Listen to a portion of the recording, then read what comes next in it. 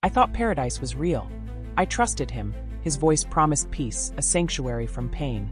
But now, kneeling in the mud with trembling hands, watching mothers cradle silent children, the bitter taste of poison still lingering in the air, I realized the truth.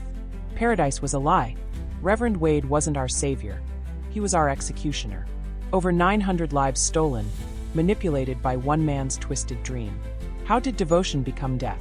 How did faith blind us to our own destruction? My name is Sarah Holloway, and this is the chilling story of how hope became horror in the jungle commune tragedy. Welcome to the Skillful Art of Manipulation audiobook. If you haven't already, we invite you to follow us on your favorite podcast platform so you never miss a story. Today, we're honored to bring you the jungle commune tragedy. Get ready to immerse yourself in a powerful, mind-blowing manipulation thriller that will leave you on the edge of your seat. Because here, our mission is to keep you coming back for more. So without further ado, let's dive into this thrilling narrative together. Chapter 1, Paradise Lost. The first thing I remember about Reverend Elias Wade was his voice. A soft, velvety tenor that seemed to wrap around you, comfort you, promise you everything you'd ever dreamed of. It was a voice that found the cracks in your armor, slipping past every defense you didn't even know you had. When I first heard him speak at that small church in San Francisco, it felt like he had reached directly into my chest and grabbed hold of something fragile and long neglected. That voice made me feel seen for the first time in my life. It was warmth, it was shelter, it was belonging. I guess that's why I believed him. I guess that's why we all did. My name is Sarah Holloway, and by November 1978, I had been following Reverend Wade for nearly 3 years. By then, devotion had become second nature to me, breathing, sleeping, praying, believing. It wasn't just me. 900 other souls had found their way into the arms of Reverend Wade's promises. Each of us was chasing something we'd lost, or maybe something we'd never found in the first place. Reverend Wade knew this better than anyone. He could spot emptiness a mile away, even in a crowded room. He could smell loneliness the way other people smelled perfume or coffee. It all began with weekly sermons at our modest community center in California.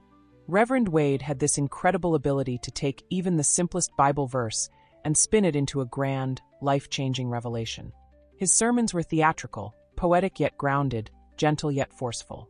I still recall vividly how he would stand at the pulpit, arms spread wide, eyes blazing with passionate conviction. His charisma was magnetic. People would weep openly at the sound of his voice, surrendering themselves to his vision without hesitation. "You don't need to suffer in silence," he would preach.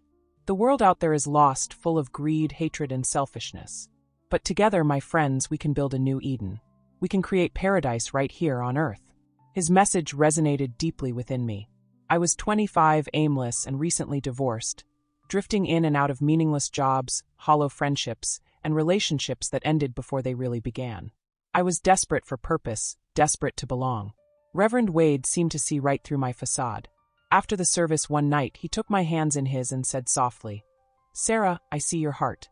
You belong here." From that moment on, I never questioned him. When Reverend Wade first mentioned the commune, the excitement swept through our community like wildfire. He described an untouched paradise in Guyana, a jungle sanctuary, safe from corrupt politics, racial hatred, and war. A place where we could live in harmony, where children could grow up safe, and the elderly would spend their twilight years in peace. "The world will call us radicals," Wade declared, "but we know better. God himself has chosen this place for us. It's time to go home." Preparation for the move became our entire existence. We sold homes, drained savings, cut ties with skeptical friends and family. Reverend Wade assured us that this sacrifice was necessary to purify our souls from the poison of modern society. Each new sacrifice bound us tighter to his vision. With every passing day, our dependence on him grew. And I was more devoted than most. I became his personal assistant, his trusted confidant. The pride I felt was overwhelming. He had chosen me, elevated me above others, making my devotion absolute. Yet despite my dedication, small things nagged at me, tiny doubts I shoved aside. A few members suddenly left, disappearing without explanation. Friends who raised questions about Reverend Wade's authority were publicly shamed, forced to repent their sins in front of the entire congregation. But I justified it all. After all, weren't we trying to build perfection? Didn't perfection require discipline? The day we finally arrived in Guyana, stepping from a rickety plane onto the humid soil, my heart surged with hope. Jungle birds called out from towering trees. Lush greenery stretched endlessly in every direction, the air heavy with moisture and promise. Reverend Wade stood before us, dressed in his white suit, smiling with a brilliance that burned away all my lingering concerns. "Welcome to paradise," he said, his voice trembling with emotion. "Welcome to your new beginning." In those early days, our jungle commune, named Eden's Gate, felt like a dream. We worked tirelessly to clear land, build homes, and plant crops. Every sunset, we gathered around bonfires, singing hymns beneath brilliant star-strewn skies. Reverend Wade preached messages of unity, sacrifice, and love that left us weeping with joy. The sheer camaraderie and shared purpose made any hardship bearable. But as weeks turned into months, paradise began to change subtly. Reverend Wade's sermons grew darker, more insistent. His preaching shifted from hope and harmony to warnings of betrayal and infiltration. He began referring ominously to enemies trying to sabotage our commune. He tightened security, assigning guards armed with rifles to patrol the perimeter. Late-night meetings between Reverend Wade and his inner circle became common, their whispers charged with tension and secrecy. I noticed the shift, of course, but I convinced myself it was necessary. "Paradise needs protection," Reverend Wade would tell me privately. "People will try to destroy what we've built, Sarah. You must trust me now more than ever." And I did. I swallowed the growing unease in my chest, nodding earnestly, loyal until it hurt. I trusted him completely, even as my dreams began to darken, even as the paradise I'd envisioned started to show its hidden thorns. It was a cool night in November when the doubts finally blossomed fully inside me. Reverend Wade called a late-night assembly, urgent, unplanned. Hundreds of us gathered anxiously in the pavilion, eyes wide, murmuring questions. Wade stood before us, his face solemn, eyes hollowed by exhaustion and suspicion. "We've been betrayed," he said gravely, the silence around him deepening until it felt suffocating. "There are snakes among us, my friends. Enemies who wish us harm, who wish to destroy Eden's Gate." Gasps rippled through the crowd. Wade raised his hand, commanding silence effortlessly. "But fear not. God has spoken to me. I will protect you." That night, as he scanned the crowd, his gaze fell on mine, hard, penetrating, unsettling. A chill ran down my spine, my heart racing. He nodded slightly, as if silently confirming something dark between us. My hands trembled. It felt as though I'd been marked, chosen once more, but this time for something I couldn't yet comprehend. As we dispersed, the darkness around me felt different, heavier, oppressive. I walked back to my small wooden shack alone, my breath uneven, panic fluttering within my chest. The jungle, once my Eden, suddenly seemed alive with whispers, secrets slithering between leaves, shadows shifting ominously in the moonlight. That night I lay awake for hours, haunted by the Reverend's words, by the slow but unstoppable realization that paradise was slipping away, swallowed by a darkness I'd willingly ignored. I could never have guessed, as dawn finally arrived, pale and reluctant through the heavy jungle mist, just how deep that darkness would become, or how far I would go. How far we all would go to escape it. Chapter 2: The Commune's Secret.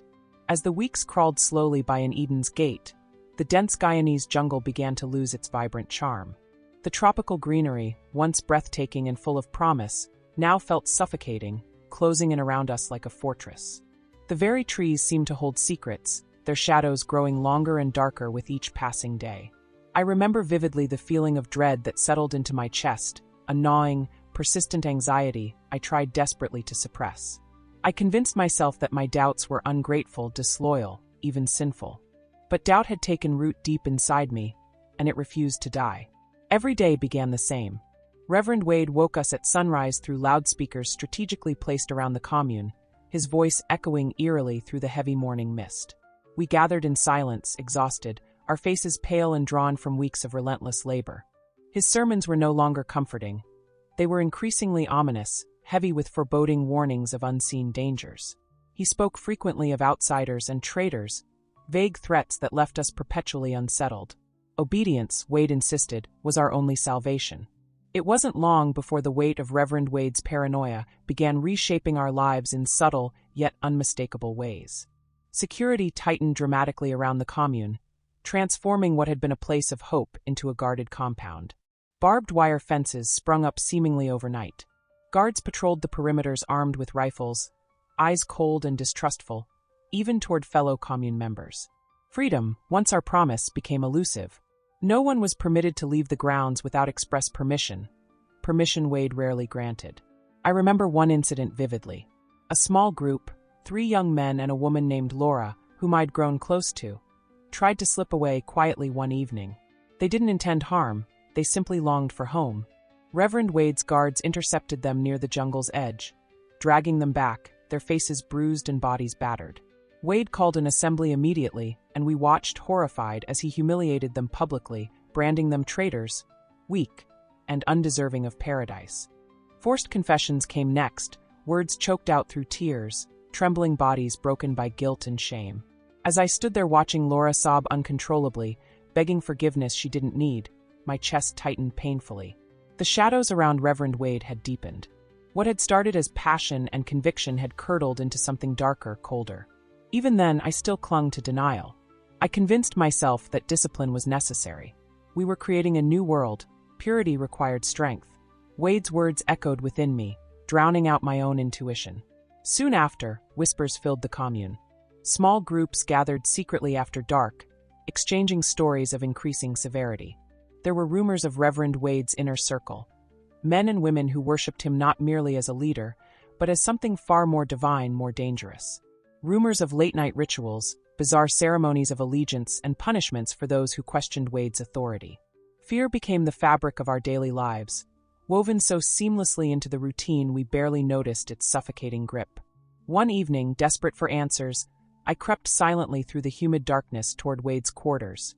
A large wooden house set apart from the rest of the commune, shrouded by dense foliage.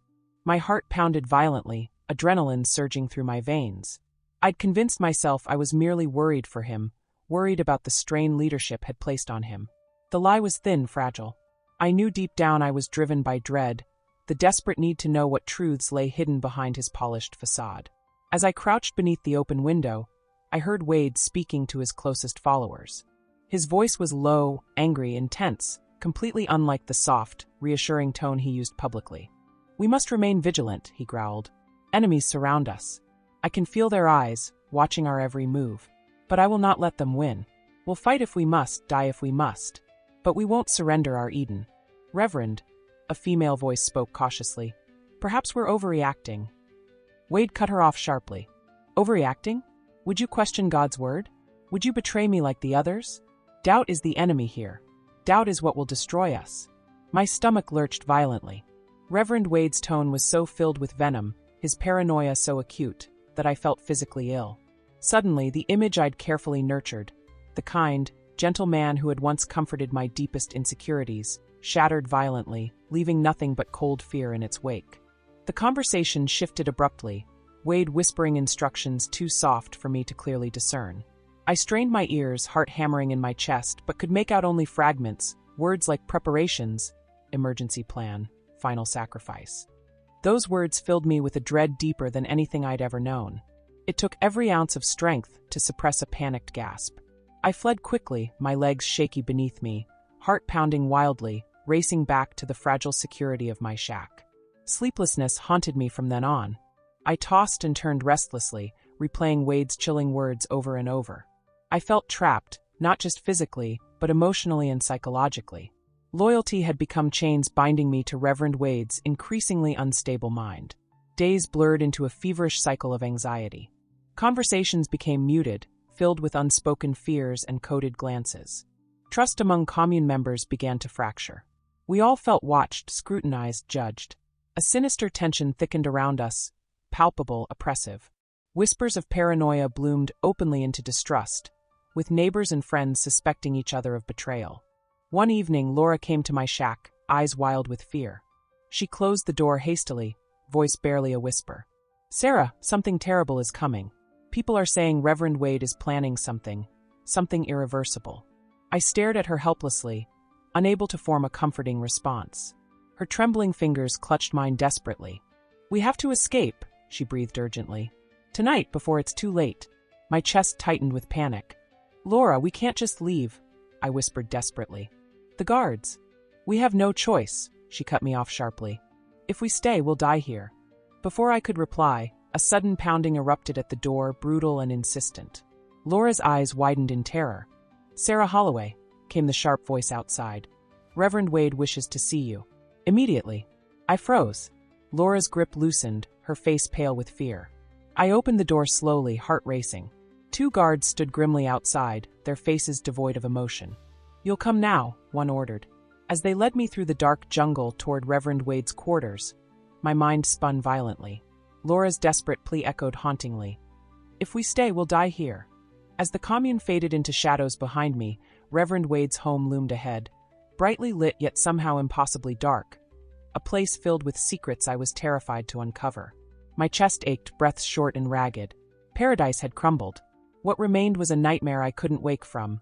A secret that, once known, could never be forgotten. Chapter 3: Blind Loyalty. The wooden steps creaked beneath my feet as I climbed toward Reverend Wade's quarters, each slow, deliberate step echoing in my ears like a death knell. Fear churned in my stomach, bitter and unrelenting. Beside me, the guards moved silently, their presence a heavy reminder that freedom was now merely an illusion. The man I'd once trusted implicitly, whose voice had soothed away my doubts, now filled me with dread. Yet even in my fear, something inside me still clung desperately to loyalty, to denial. Surely, I thought weakly, there's an explanation for all of this. The door swung open slowly, revealing Reverend Wade seated calmly behind a sturdy wooden desk. A single oil lamp illuminated his face, casting sinister shadows across his sharp features. He looked up, eyes glinting strangely in the dim light, his smile gentle but unsettling. "Sarah," he spoke softly, his voice disturbingly calm, "please come sit." My legs trembled as I moved toward him, lowering myself cautiously onto the chair across the desk. The guards stepped outside silently, closing the door behind them, leaving us alone. My heart pounded wildly. Reverend Wade studied me quietly, the silence between us stretching painfully. Finally, he leaned forward, fingertips pressed thoughtfully together. "You seem troubled, Sarah," he murmured. "I see doubt in your eyes. Tell me, what weighs so heavily on your heart?" His voice was warm, comforting, the same velvet timbre that had drawn me to him years before. But now it felt dangerous, manipulative. Still, the power he held over me lingered, pulling words reluctantly from my lips. I'm afraid," I confessed softly, unable to meet his gaze. "People are frightened. The guards, the punishments, the secrecy. I don't understand what's happening here." He exhaled deeply, a disappointed sigh, as though saddened by my perceived weakness. Leaning closer, his eyes locked onto mine, intense and unyielding. "Sarah, building paradise is painful," he said, his voice barely above a whisper. "Fear is a test, a necessary sacrifice. The faithful must endure hardship to purify their souls. Doubt is poison, my dear. It destroys from within. You must trust me. Do you trust me?" His gaze penetrated deeply, breaking through my defenses effortlessly. My throat tightened, a swell of emotions crashing over me. Fear, confusion, lingering devotion. Despite every instinct screaming at me to run, his control over me was absolute. My voice trembled as I replied, softly yet sincerely, "Yes, Reverend. Of course, I trust you." His face softened immediately, a pleased smile spreading across his lips. "Good, Sarah. You've always been special, closer to me than the others. You see clearly where they fail." A strange pride surged within me at his words, mingled shamefully with lingering anxiety. He reached out, gently taking my hand, his touch firm, reassuring and terrifyingly authoritative. "Now listen closely. Tonight's events, your fears, they must remain between us. We must present unity, Sarah. Weakness invites enemies." I nodded slowly, hypnotically, every part of me desperate to please him despite my apprehension. His smile widened slightly, eyes darkening with satisfaction. "Good. Loyalty rewards itself," he murmured cryptically, squeezing my hand gently before releasing it. "Now go rest. Tomorrow is another day in Eden." Dismissed, I stumbled outside into the oppressive jungle night. My thoughts spun chaotically, doubts and loyalties clashing violently inside me. I was trapped in Reverend Wade's carefully woven web, unable to discern truth from deception, safety from danger. Days turned into weeks, and life in Eden's Gate grew harsher. Reverend Wade's sermons became relentless, delivered with fiery intensity and severe discipline. His paranoia seeped through every sermon, infecting our hearts with fear and suspicion. The lines between faith and fanaticism blurred completely. Followers, once peaceful and hopeful, now anxiously watched each other, suspicious of betrayal. Friendships fractured under the strain of mistrust. Each whispered conversation carried the weight of potential treason. One night, Reverend Wade held a disturbing midnight ceremony. We gathered silently beneath torchlight, anxiety heavy in the humid air. Wade stood before us, dressed in white robes stained crimson at the sleeves, symbols of sacrifice. His eyes burned with fanatical zeal. "My children," his voice rang powerfully, echoing through the oppressive jungle. "Sacrifice is the path to salvation. Only through pain, through absolute devotion can we achieve purity." He raised his hands dramatically, eyes flashing wildly. "Who among you is willing to prove your loyalty?" A hush fell instantly. Panic surged through me. Several stepped forward hesitantly, visibly shaking yet desperate for his approval. Wade smiled triumphantly, selecting a young man named Jacob, barely 19, who stood trembling before him. "Jacob," Wade said softly, dangerously, "to prove your devotion you must willingly suffer as Christ suffered. Show your brethren the strength of your faith." Jacob nodded fearfully, eyes brimming with tears. My heart twisted violently as Wade handed him a whip. Slowly, Jacob lifted his shirt, exposing his bare back. Reverend Wade nodded solemnly. "Begin." We watched in silent horror as Jacob raised the whip and brought it crashing down onto his own back, flesh tearing instantly, blood trickling darkly beneath torchlight. With each agonizing strike, Reverend Wade nodded approvingly, eyes gleaming. My stomach churned violently. Around me, whispers began, fearful, horrified, yet undeniably enthralled. "Enough," Wade finally commanded, stepping forward to gently touch Jacob's shoulder, guiding him away. Jacob staggered weakly, collapsing into waiting arms, sobbing uncontrollably. Wade turned sharply toward us, eyes fierce. "Behold true devotion. Only through pain will we be saved. Doubt and weakness will destroy you." That night, lying sleeplessly in bed, Jacob's anguished screams echoed hauntingly in my mind. The paradise Wade promised had become a nightmare. Yet even then, loyalty bound me to him. His voice, his power, his control, I felt helplessly chained. Soon after, Laura secretly approached again, eyes desperate and haunted. "We have to escape now, Sarah. This is madness. We'll die here if we stay." I can't," I whispered helplessly, ashamed of my weakness. "He needs me." Laura stared, devastated. "He's poisoning you. He's poisoning us all." Before I could reply, footsteps approached rapidly. Guards burst inside, dragging Laura violently away, ignoring her terrified screams. Reverend Wade appeared behind them, eyes cold, accusing. "Sarah, remember loyalty," he whispered harshly, watching my reaction closely. I stood frozen, numb with horror and shame, silent as Laura's desperate cries faded into the jungle darkness. Later, Wade called another assembly. Laura stood bruised and trembling before us, publicly shamed as a traitor, her betrayal announced bitterly. Wade turned, pointing directly at me, eyes darkly intense. "Sarah understands loyalty. Sarah would never betray Eden." Hundreds turned toward me, their gazes judgmental, expectant. My heart shattered silently as I nodded mechanically, agreeing helplessly, my voice barely audible. "Yes, I understand loyalty." As Laura's anguished eyes met mine, her expression filled with betrayal and sorrow, my heart fractured irreparably. Reverend Wade's grip tightened mercilessly around me, suffocating, inescapable. That night, as I lay alone in bed, silent tears streaming down my face, realization crashed down violently. Loyalty had become my prison, devotion had become my chain. I was as trapped as Laura, as Jacob, as everyone else. Reverend Wade's manipulation was absolute, ruthless, and unbreakable. And deep down, in the most hidden, broken part of my soul, I knew with painful clarity that the worst was yet to come. Chapter 4. Escalating Paranoia. Sleep became a fleeting, torturous thing, slipping away from me each night like sand between my fingers. Lying in the suffocating darkness, listening to the jungle's oppressive chorus, the endless hum of insects, cries of nocturnal creatures, and occasional sobs from neighboring shacks, I wrestled desperately with guilt, shame, and dread. Laura's haunted, accusing eyes visited me every time I closed mine, a relentless torment etched deeply into my conscience. But deeper still lay a more sinister torment. The realization that my blind devotion had helped build the very prison that now held us all captive. The Commune had fully transformed from utopia into nightmare.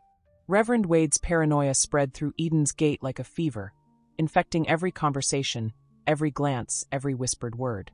Guards multiplied, ever-present shadows gripping their rifles tightly, eyes scanning relentlessly for imagined threats.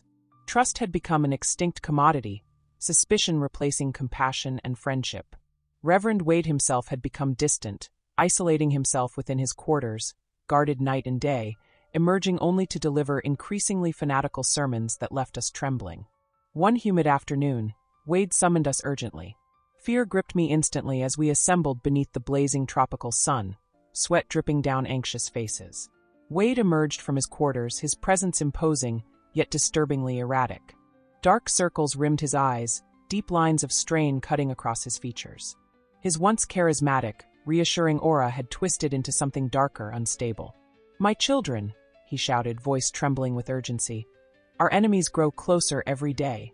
Their eyes watch us constantly, plotting destruction. We must remain vigilant. There is no room for doubt or mercy. Anyone who betrays us must be cleansed."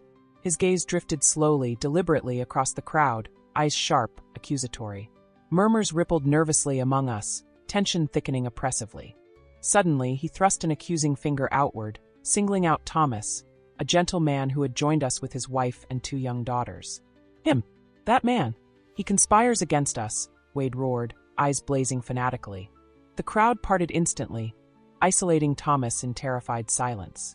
Thomas stared wide-eyed, shaking his head frantically. "No! Reverend, I swear, I've done nothing wrong." Wade ignored his pleas. "Guards! Bring him forward." The guards seized Thomas roughly, dragging him struggling and pleading to stand helplessly before Wade. His wife sobbed hysterically, clutching their daughters close. Wade leaned close, face mere inches from Thomas's terrified expression. "You would betray paradise, betray me?" Wade hissed dangerously. "Confess your treachery now and beg forgiveness." Thomas, frantic with fear, broke down into desperate, choking sobs. "Please, Reverend. I swear I'm innocent. I'm loyal." Wade paused, a cruel smile spreading slowly across his lips. "Loyalty must be proven." He nodded sharply to the guards, who dragged Thomas violently toward a hastily built cage at the edge of the compound. Horrified, we watched silently as they locked him inside, exposed beneath the scorching sun, isolated and vulnerable. "No food, no water," Wade commanded coldly. "He must suffer until God judges his soul pure." The horror of that moment etched itself deeply into my mind. Thomas's anguished cries echoed in my ears, a haunting testament to Wade's escalating cruelty. His wife collapsed to the ground, weeping uncontrollably, begging for mercy that never came. That night, under cover of darkness, guilt drove me quietly to Thomas's cage. Kneeling beside it, my heart broke to see him curled weakly against metal bars, barely conscious. "Thomas," I whispered urgently, sliding a canteen through the bars. "Drink quickly." His eyes opened painfully, gratitude flooding them as he drank desperately. "Sarah," he whispered weakly, "you must run from here." Wade's lost himself completely. Footsteps approached sharply, and I leaped back just as a rifle barrel pressed harshly against my spine. A guard's voice growled, menacingly cold. "Come with me." I was dragged roughly to Wade's quarters once more, thrust violently inside. Reverend Wade stood waiting calmly, eyes piercingly intense. "You disappoint me again, Sarah," he said softly, dangerously. "Please, Reverend," I stammered, trembling violently. "Thomas is innocent." "Innocent?" Wade spat bitterly, stepping closer, his eyes wild. "No one is innocent. Betrayal lurks everywhere. Even within you, it seems." My voice quivered desperately. "I only wanted—" "You wanted?" Wade interrupted harshly. "Your desires, Sarah, threaten everything we've built. Have you forgotten loyalty?" Shame burned fiercely inside me. Despite my fear, my weakness, I found myself desperately pleading for his forgiveness, needing his approval like an addict craving relief. "I'm sorry, Reverend," I whispered brokenly. "I beg forgiveness." He stared down, expression softening slightly, dangerously manipulative. His voice lowered gently. "Prove yourself again, Sarah. Prove your devotion beyond doubt."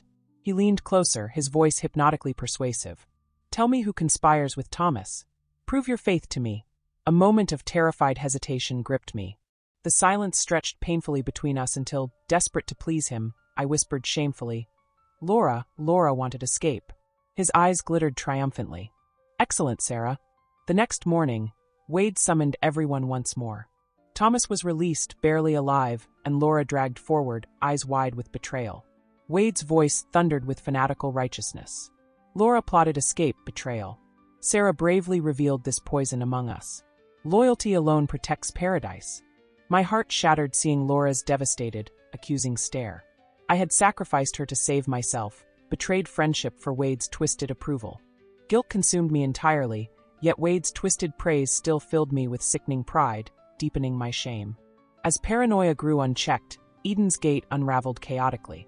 Guards seized members randomly, interrogating brutally for imagined plots. Wade's sermons grew increasingly deranged, visions of persecution tormenting him visibly. Nightly, screams pierced darkness, sounds of torture inflicted upon supposed traitors, real or imagined. Fear became omnipresent, a choking fog wrapping itself around us. Friends vanished mysteriously overnight. Families fractured under suspicion, parents afraid of their children, spouses distrusting each other. Wade encouraged constant vigilance, rewarding betrayal, crushing mercy. Eden's Gate became a suffocating nightmare of distrust and suffering. Still, I remained trapped by Wade's psychological chains, my own actions feeding deeper self-loathing. His manipulation had stripped away my identity entirely, leaving only hollow desperation for his approval. I had become complicit in his madness, a willing accomplice, prisoner of my own blind loyalty. Yet deep inside, buried beneath layers of fear, shame, and manipulation, a single spark ignited, a desperate desire for freedom, redemption, escape. Each act of cruelty witnessed, each betrayal committed, fanned that fragile spark, strengthening its resolve until it burned fiercely. But as Wade's paranoia escalated violently, time was slipping away.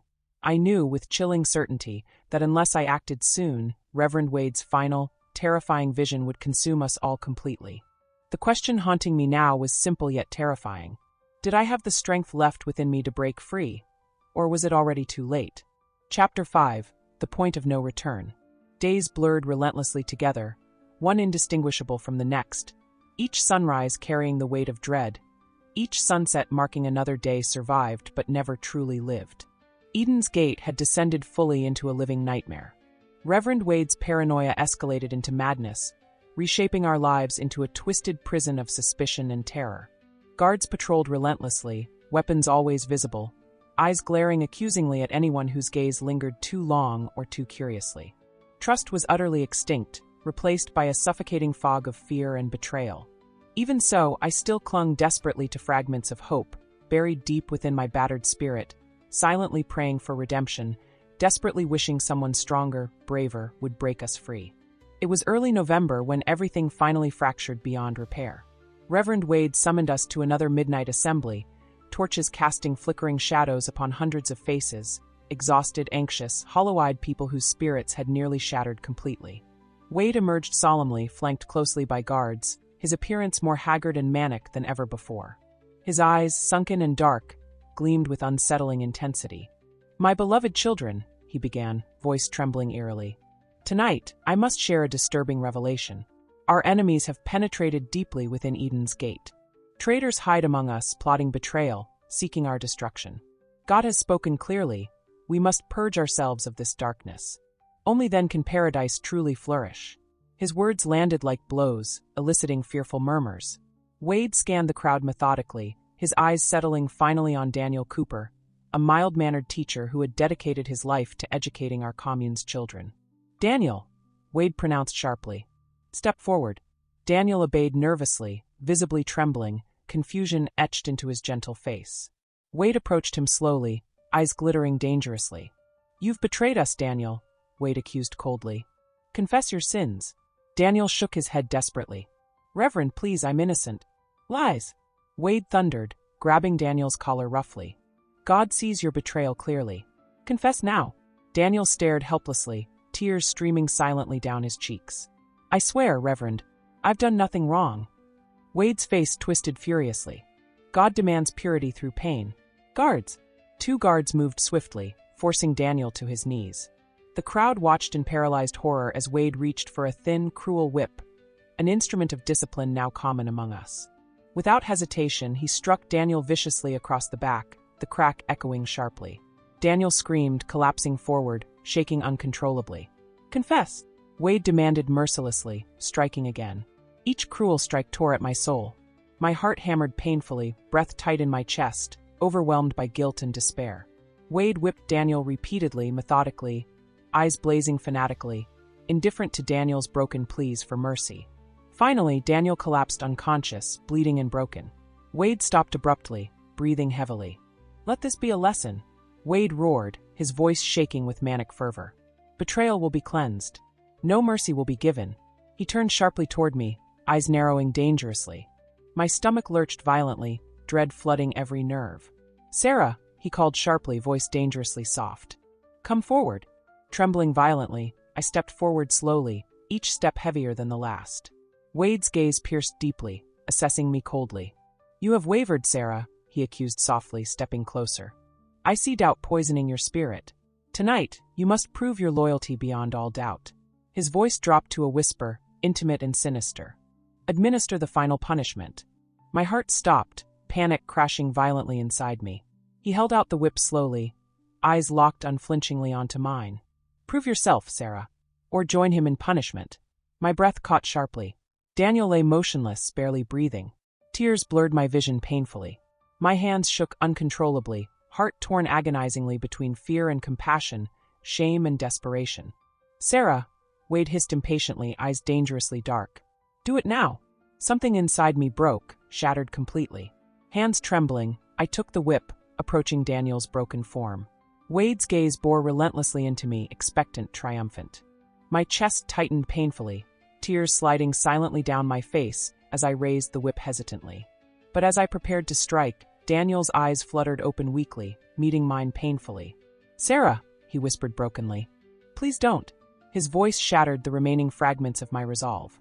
Anguish overwhelmed me, the whip slipping weakly from my hands. I can't, I choked out desperately. I won't, gasps echoed sharply through the crowd. Wade's eyes flashed furiously, his voice trembling with barely restrained rage. Sarah Holloway, he hissed venomously. You choose betrayal? I choose mercy, I shouted defiantly, heart racing violently. This isn't paradise, it's madness. Silence stretched painfully. Wade stared coldly, visibly trembling with fury. He finally spoke, dangerously calm. Very well. Guards, seize her. Hands grabbed roughly, dragging me violently away. As I was thrown into a crude wooden cell, my world collapsed around me. Painfully alone, I huddled in darkness, despairing. But within that suffocating darkness, a spark ignited. A fierce determination never felt before, fueled by anger, grief, and newfound clarity. I had finally reached the breaking point. No longer would Reverend Wade control my soul, my actions, my heart. His power over me shattered completely. Now clarity burned brightly within me, a desperate, fierce resolve, escape, freedom, and redemption. Days passed torturously in confinement, hungry and exhausted. Each moment alone strengthened my resolve. Laura was imprisoned nearby, our whispered conversations at night fueling courage, solidifying a fragile alliance forged from mutual suffering. Together, we plotted quietly, waiting patiently for the moment our guards' vigilance faltered. That opportunity arrived unexpectedly one night. A single guard, fatigued and complacent, fell asleep momentarily outside our cells. Heart pounding furiously, I quietly removed a hidden metal pin from beneath my thin mattress, slowly, meticulously unlocking my cell door. The soft click felt like salvation. Laura watched silently, hopeful yet terrified. Moving soundlessly, I crept forward, seizing the guard's discarded rifle. His startled eyes opened sharply, registering shock before my desperate strike knocked him unconscious. Freeing Laura swiftly, we embraced briefly, tears flooding our eyes. We must run, she whispered urgently. Now! We fled silently into darkness, hearts hammering wildly. Each shadow, each sound heightened our terror. The jungle swallowed us eagerly, dense foliage tearing at our skin, insects buzzing relentlessly. Panic propelled us forward, blindly desperate for escape. But as we neared the jungle's edge, guards appeared suddenly, rifles raised menacingly. Stop! Traitors! Laura froze, eyes wide with despair. Heart pounding furiously, I stepped protectively in front of her, desperation surging violently within me. But before the guards could seize us, shouting erupted suddenly from within Eden's gate. Chaos, confusion, screaming. Turning sharply, we saw flames rising from Reverend Wade's quarters, the compound erupting violently into turmoil. In that instant, clarity crystallized fiercely within me. Reverend Wade's twisted vision was imploding. The tipping point had finally arrived, but freedom still lay perilously out of reach. As flames engulfed Eden's gate and chaos consumed our captors, we ran desperately, blindly into darkness. Our hearts and spirits unified in a desperate plea for survival. Yet deep inside, I knew with haunting clarity, Eden's final reckoning had just begun. Chapter 6: The Night of Reckoning. The jungle swallowed us whole, darkness so thick it suffocated every gasp, every desperate sob, every trembling breath. We ran blindly, our bare feet slamming painfully into roots and stones hidden beneath layers of thick mud. Vines tore viciously at our arms and legs, leaving burning trails of blood and sweat in their wake. My lungs screamed, fire and panic surging relentlessly within me, yet fear drove me forward into the unknown, away from Reverend Wade's crumbling paradise, away from madness, punishment, and blind obedience. Laura stumbled, crying out sharply as she collapsed to the jungle floor. "Sarah, I can't!" she gasped desperately, tears streaking her mud-smeared face. "I can't go any farther." I knelt quickly beside her, heart racing violently, terror flooding every nerve. "We have to, Laura. They'll kill us if we stay. Please." Behind us, shouts and frantic footsteps echoed ominously, guards crashing recklessly through thick foliage, rifles cocked, their voices twisted with rage and desperation. Laura's eyes widened fearfully, determination slowly replacing exhaustion. She nodded shakily, gripping my arm tightly, hauling herself upright once more. Together, we pressed on, stumbling forward into uncertainty, propelled solely by sheer desperation and survival instinct. Finally, we collapsed, hidden beneath a dense cluster of twisted roots and hanging vines, hearts hammering violently, lungs gasping painfully. Around us, the jungle pressed suffocatingly close, insects buzzing incessantly, night creatures rustling ominously nearby. "Do you think they'll find us?" Laura whispered brokenly, eyes wide with fear. "I don't know," I whispered, voice trembling uncontrollably. "But we can't go back. We can't." Suddenly, the distant sound of Reverend Wade's voice echoed hauntingly through the jungle, distorted by rage and manic urgency, amplified by loudspeakers still active amidst the compound's chaos. The words chilled us to the bone. "My children," Wade roared desperately. "Paradise is under siege. The enemy surrounds us. The final moment is upon us. Return now, or lose your souls forever." His voice was frenzied, utterly devoid of the calm charisma he once commanded. It cracked with desperation, slipping into madness. The urgency terrified me, a chilling sense of foreboding settling heavily inside my chest. "What does he mean?" Laura whispered, panic tightening her voice. Before I could answer, gunshots erupted, sharp and explosive, echoing violently through the jungle. Screams followed immediately, shrill and terrified, cut short by further bursts of gunfire. We stared at each other, horrified realization dawning simultaneously. "Oh my God!" Laura choked out, her face deathly pale. "He's killing them." The horrifying truth crashed violently upon us. Reverend Wade was enacting his twisted vision fully. Final punishment, ultimate control, absolute power through destruction. My stomach churned violently, guilt and despair threatening to consume me entirely. "We have to stop him," I whispered fiercely, fear mingled with desperate resolve. "We have to save them." Laura stared fearfully, trembling. "How?" "They'll kill us on sight." My heart hammered painfully, adrenaline surging relentlessly within me. "We owe it to them, to Daniel, Thomas, Jacob, to everyone we betrayed. I owe them." Laura nodded slowly, steeling herself bravely, eyes fierce despite overwhelming fear. "Together, Sarah." Returning quietly toward Eden's gate felt like descending willingly into hell itself. Flames lit the sky violently orange, smoke choking and thick, cries of agony and terror piercing the night relentlessly. Crouching hidden at the jungle's edge, horror gripped us as we witnessed the full magnitude of Wade's madness. Hundreds of followers stood trembling in rows, guards forcing them forward harshly, fearfully toward barrels filled with ominously purple liquid. Wade himself stood before them, eyes blazing with fanatical madness, a pistol clutched tightly. "My children, the time has come," Wade shouted, voice cracking frantically. "The enemy approaches. God demands our purity through sacrifice. Drink freely, embrace salvation." Followers sobbed uncontrollably, yet many stepped forward obediently, resignation etched tragically upon their faces. Children clung fearfully to their mothers, small hands trembling, eyes wide with innocent confusion. "No!" I screamed suddenly, desperation propelling me forward recklessly from hiding. "Don't drink it. It's poison. He's lying to you." Eyes turned sharply toward me, guards' rifles instantly raising menacingly. Wade's face contorted violently, rage igniting furiously. "Traitor! Guard, seize her!" Gunshots erupted sharply, bullets screaming past me. Laura followed quickly, shouting warnings desperately, drawing attention away. Chaos erupted violently, followers scattering hysterically, guards confused, firing blindly. Wade screamed furiously, attempting desperately to regain control.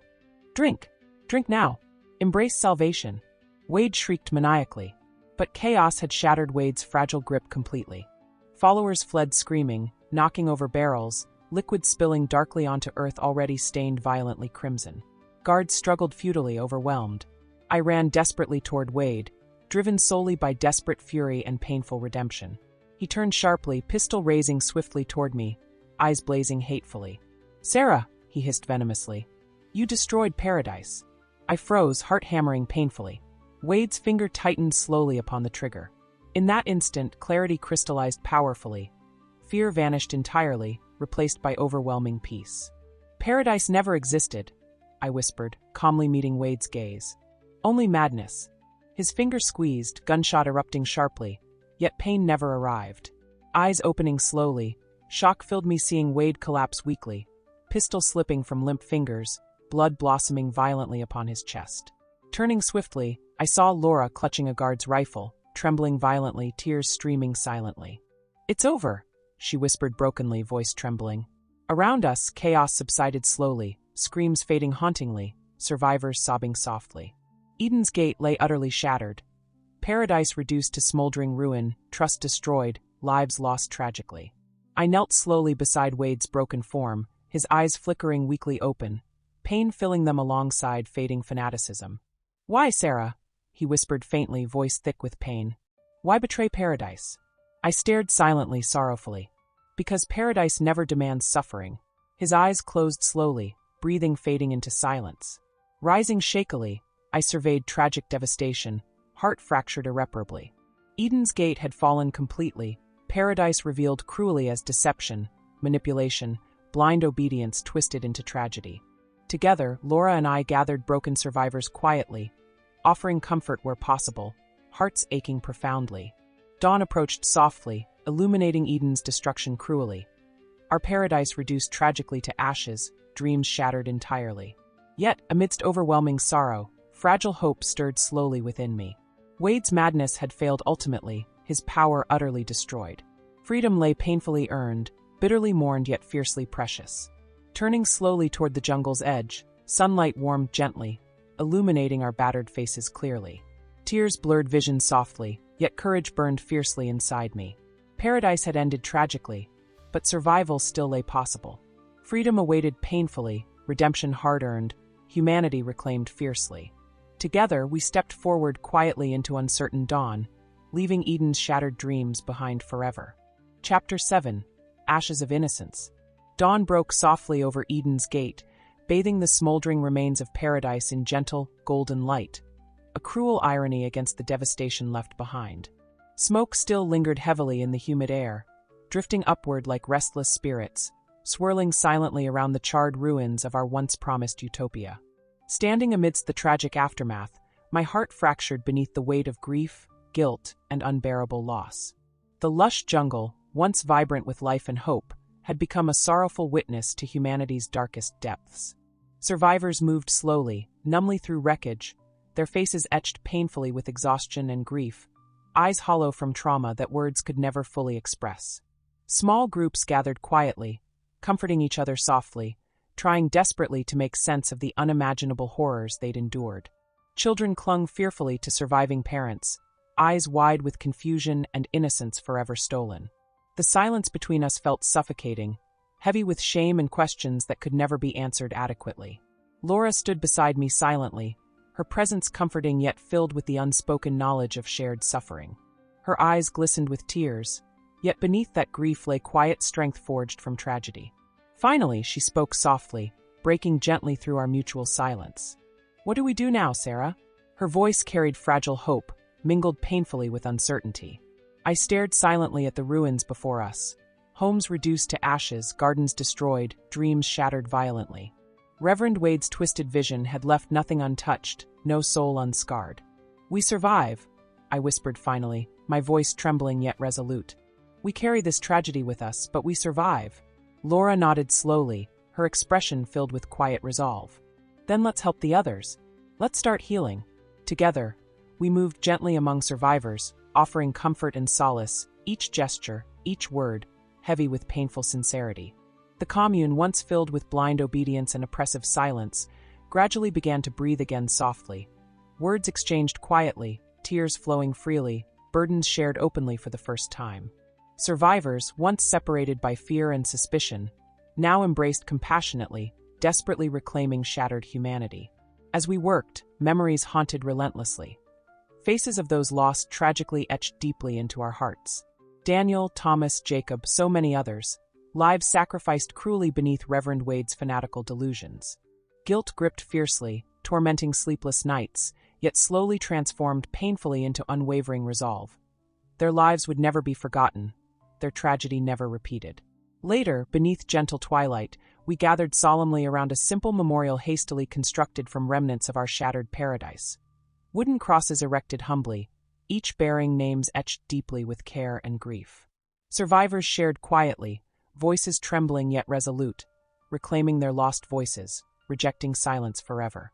Stepping forward slowly, heart pounding painfully, I faced them, haunted by my role in their suffering, yet determined never again to surrender to fear, manipulation, or blind loyalty. "My friends," I began softly, voice trembling openly, "today we remember those lost tragically, victims not only of Reverend Wade's madness, but of our collective silence, fear, and obedience. Paradise was promised, but we received only pain, suffering, and loss." Faces turned slowly toward me, expressions filled with grief, yet hope glimmering faintly within tearful eyes. Courage surged slowly, fragile yet fiercely determined. "I failed you," I confessed, voice choking painfully. "My silence enabled suffering. My obedience allowed tragedy. For that, I will never forgive myself.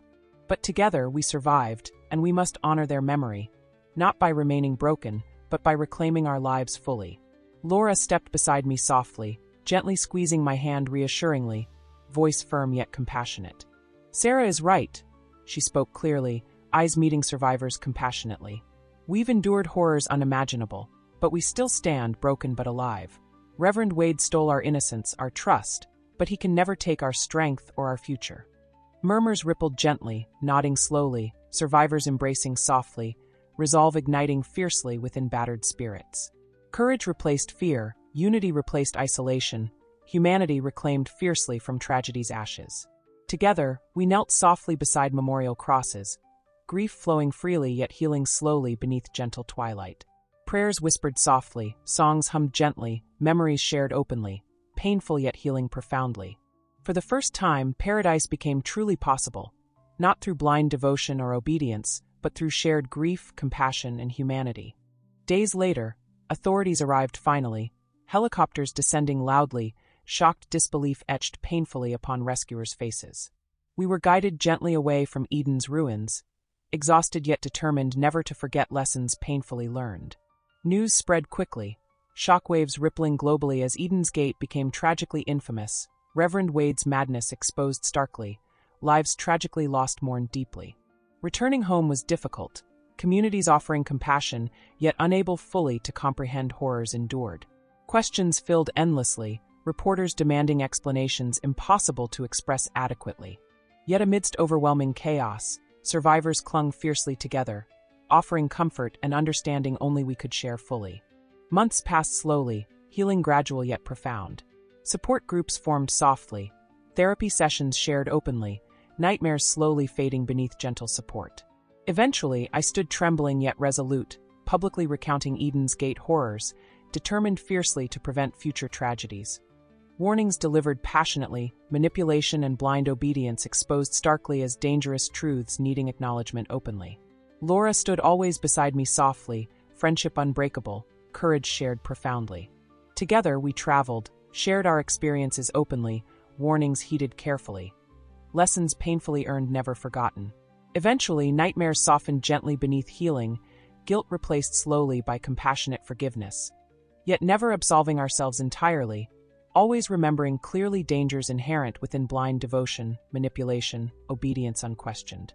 Years later, standing quietly beside Eden's Gate Memorial, permanent monuments erected solemnly, lives tragically lost honored permanently, I reflected silently upon painful journey endured fully, survival fiercely earned, humanity reclaimed compassionately. Kneeling softly, fingers brushing gently across names etched permanently, tears blurred vision briefly. "I promise," I whispered gently, voice trembling softly yet resolute, "never again. Your lives matter deeply, your tragedy remembered always." Laura's hand rested softly upon my shoulder compassionately, her presence quietly comforting. Rising slowly, eyes met compassionately, hearts connected profoundly by tragedy shared fully. "Come," Laura whispered gently, hand extended compassionately. "Our lives await us." Stepping forward slowly, sunlight warmed gently, illuminating clearly the path ahead. Paradise remained elusive, innocence forever lost tragically. Yet hope endured fiercely, humanity reclaimed profoundly, lessons painfully learned guiding forward gently.